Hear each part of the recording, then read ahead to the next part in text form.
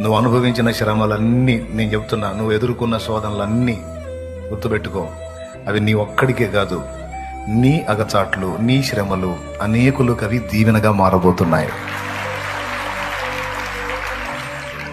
నన్ను శ్రమల కొనివిలో నుంచే తెచ్చాడు. మీరు ఫీల్ అయ్యే సమస్త సమస్యలు నేను ఆల్రెడీ ఫేస్ చేశాను. నన్నేమి అందలం మీద మోసుకొని రాలా, ఆయన కొలిమిలో పెట్టి తెచ్చాడు బయటికి, ఒక రేంజ్లో నలిపాడు. ఎన్నోసార్లు వేదన పడ్డా, నన్ను నేను తిట్టుకున్నా, నన్ను నేను శపించుకున్నా, నాది ఒక బతుకేనాని తూ అనుకున్నా చాలాసార్లు.